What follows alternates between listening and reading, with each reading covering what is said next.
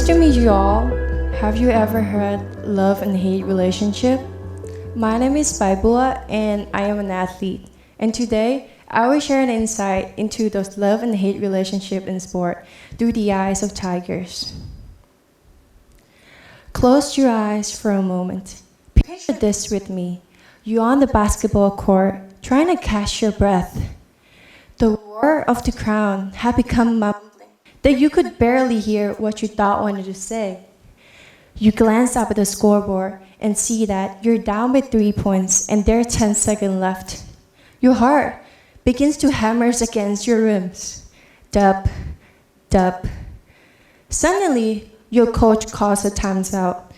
While you drenched in sweat on the bench and the coach is sketching the play like usual, your mind is elsewhere, pondering in absolute silence. Now you feel it, some kind of heavy weight, presence. Then through the sea of faces in the stand, there they are. Who? Your parents. Your eyes lock onto them, and for a split of a second, you don't see them, you feel them. All the sacrifice, the endless drive to practice, and a quiet hope they're wishing to you. Now, it's not just a game anymore, it's everything's. Suddenly, two thoughts collide in your mind, failures and triumph. There's nothing between. The fear of letting yourself down crash against the fire inside you that wanted to prove that you are bold and resilient. The whistle has blown, and it's time to return to the court. Then something shifts.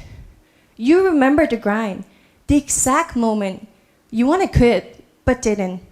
Every practice, every loss, every injury, that when it hits you, the pain that you endure silently, both physical and mental, now fear your determinations. This is your moment, not just to win the games, but to overcome all the noise. This is mental strength, and this is what it means to be an athlete.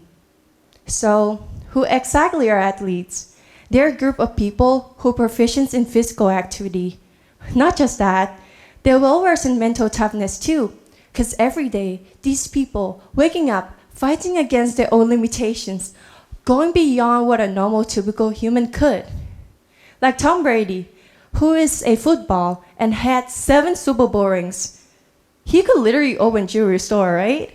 Or Michael Phelps, who is a swimmer and had 28 Olympic medals.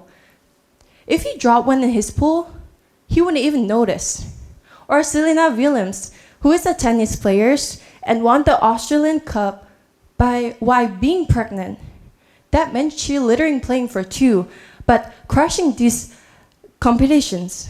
So these athletes aim to be the dominator, not the subordinate. Any excuse? Doesn't matter to them. They don't depend on luck or being special. They aim to be things that most people aren't. And now poverty, hardship, or rejection could take away these victories. Consider these. Manny Pacquiao is a boxer who was born poor and faced finance struggles as a kid. But in 2019, he won WBA welterweight and many more. Or Jimmy Butler, who is a basketball player. You know he was homeless? Still, he's a 6-time NBA All-Star. Or Messi, I hope you heard of him before. He was rejected due to growth hormone deficiency. But he owned 8 Ballon d'Or, most prestigious individual sporting award. He had 8 of them. So what separates the greatest athlete from merely talented? It's in physical ability alone. It's what's happening inside the head, and it's mental toughness. What is it? Having a natural or developed psychological edge that make you more consistent and wise.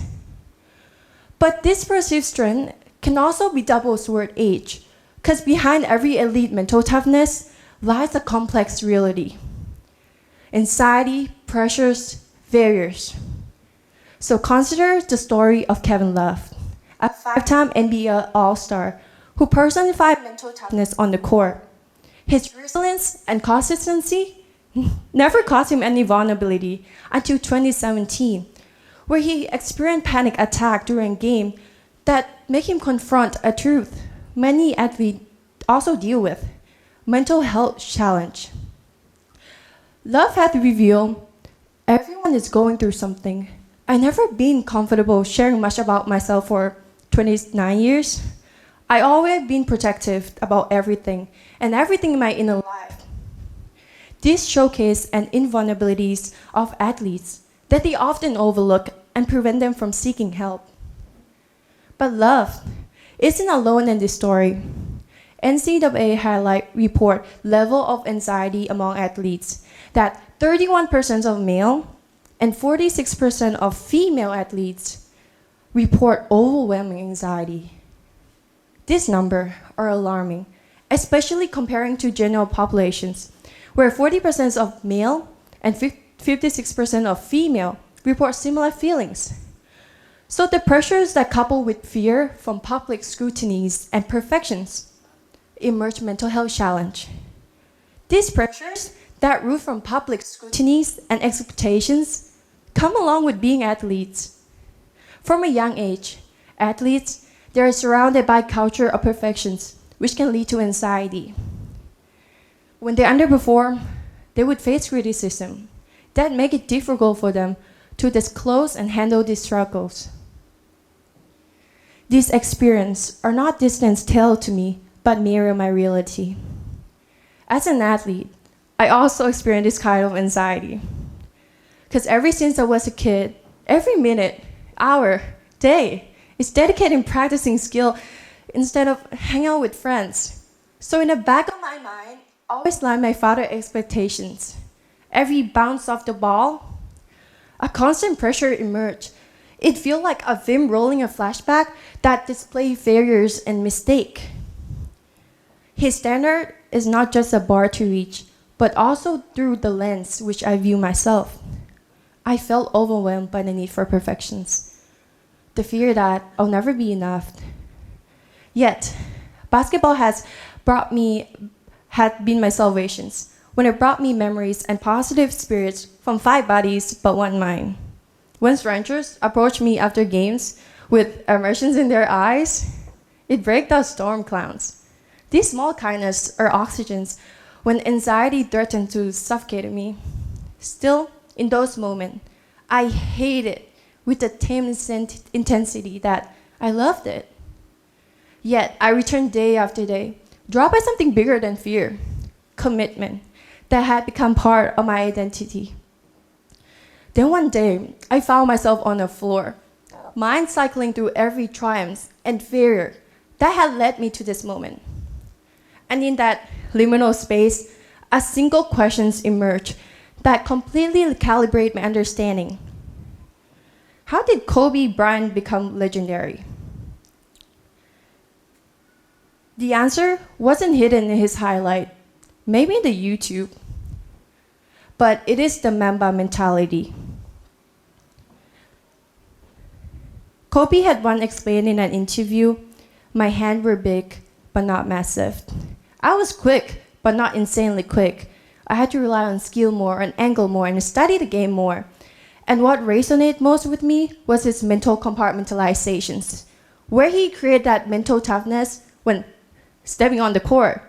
He say it's the equivalent of Maximus Meritus in Gladiator. Picking up the dirt, smelling the dirt, it's go time.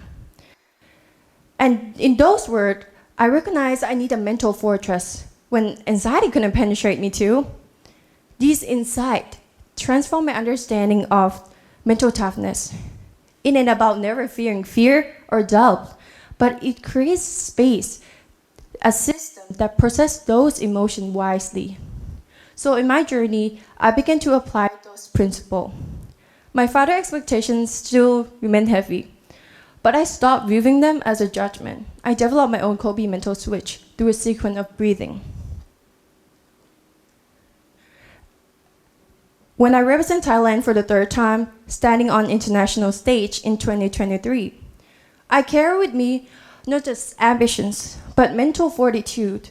I breathe in the roaring crown and weight of expectations for myself and my family, and transform it as a brick that staggers up to my goal. Before games, believe it or not, I do 5 breathing exercise that help center my thoughts.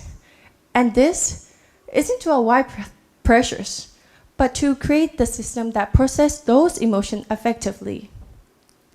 Mental toughness, I discover, is a deliberate practice built through psychological infrastructure such as mindfulness. And this realization doesn't eliminate the complexity in our head, but it provides navigation in the darkness. However, in today's society, we still continue the cultures that celebrate physical prowess, that stigmatize psychological invulnerabilities. But change, however gradual, is happening. U.S. professional sport league have begun to recognize the need for mental health programs. And despite the frames of NBA, mental health remains a critical concern within the league. NBA Commissioner Adam Silver had noted that many players are genuinely unhappy. So in response, he launched a comprehensive mental health programs where he appointed Dr. Williams as the first doctor for mental health programs. And this initiative has brought resources to independent mental health professionals, allowing all the teams and members to get access to those resources. Furthermore, the Mind Health programs aim to promote mental well-being further among communities, to prioritize mental health and the importance of mental toughness among players. And as for my educations, the American School of Bangkok had implemented mindfulness through educations that build a support network that enable us to develop our mental well-being further through their consistent care and exercise. And these emerging awareness doesn't compromise the pursuit of excellence, but enhance our capabilities. Education institutions are beginning to integrate this concept into athlete development, where sports psychology are increasingly becoming standard member of staff, not just luxury reserved for elite athletes. So in the word that Kevin Love shares, everyone is going through something. Show a universal truth that doesn't diminish our strength, but enhance our capabilities. Use those love and hate relationship to make anything impossible possible, because everything is impossible until someone does it. Thank you.